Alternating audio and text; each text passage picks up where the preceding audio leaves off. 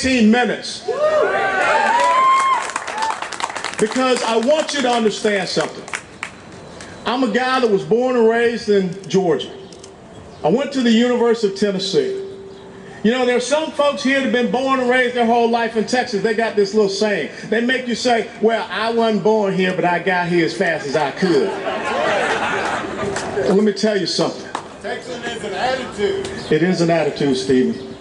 Because when you look at that cenotaph, the person that commanded here was a 26-year-old from South Carolina. That's right. Yep. Jim Bowie, who lost his life here, was born in Georgia.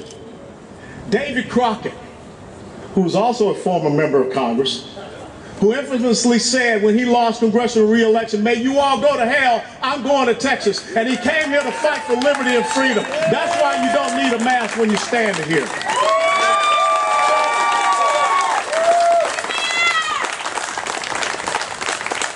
As Mr. Wesley said, on April the 21st, the rally cry was, remember the Alamo.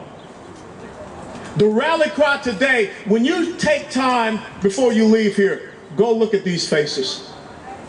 Because those faces are looking at you eyeball to eyeball, and they're saying just two words: remember us. Yes.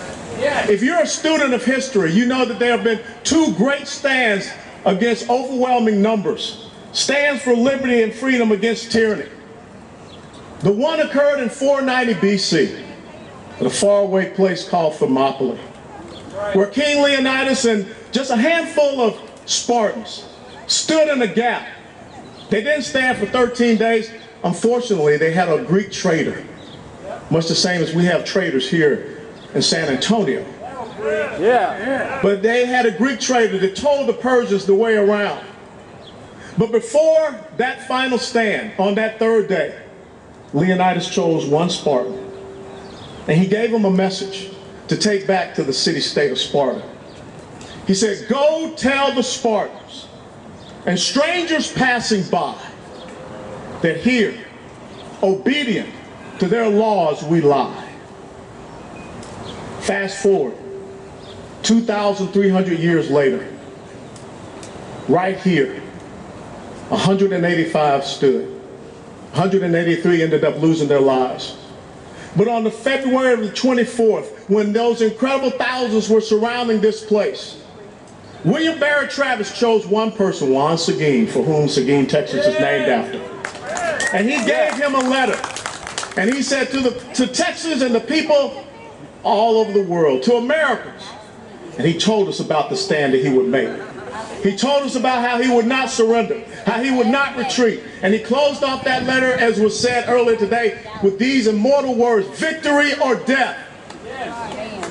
That was good. See, committed people will always stand for what is right and what is true. Sam Adams once said that it does not take a majority, it only takes an irate minority to set forth the brush fires of freedom in men's souls. That's what we're doing here. But the important thing is, when you leave here, you must leave here committed.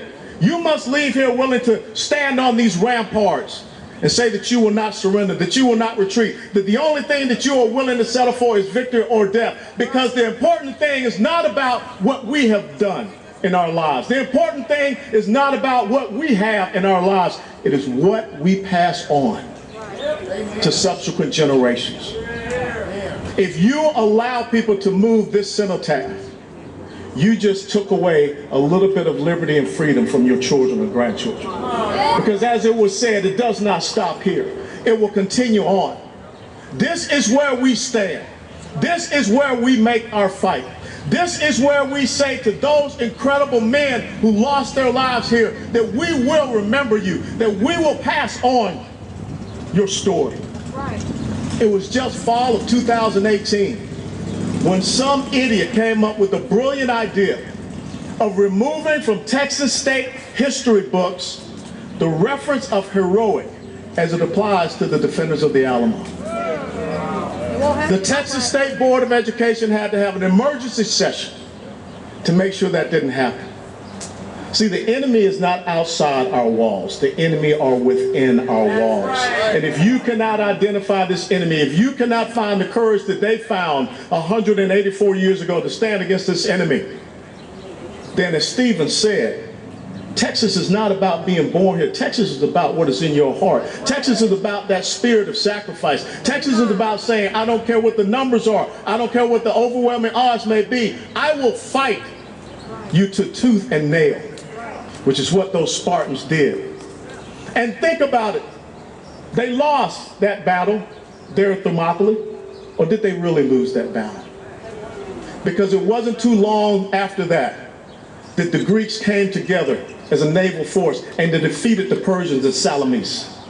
And then the following summer, all of Greece came together, the entire Spartan army, and they defeated the Persians at a place called Plataea. And because of the sacrifice here, it rallied people to come and answer the call. So that on April the 21st of 1836, it only took 18 minutes to kick a tyrant's ass.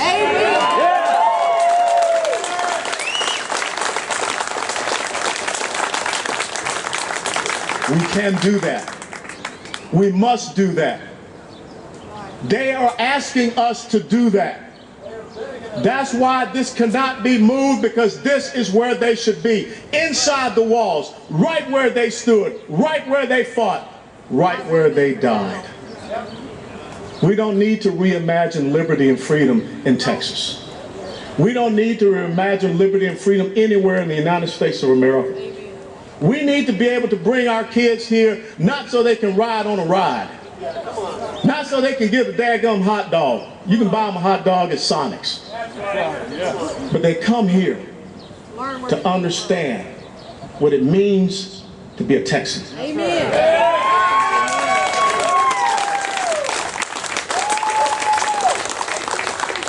Your duty and your responsibility as a Texan is to look at them eye to eye as they say, remember us. And to go out to find your courage, to find your commitment, to find your conviction, to find your character, to stand for them. It is not about today. It's about 184 years from now. People will still be able to gather right here at this spot and remember the Alamo. God bless you all and thank you.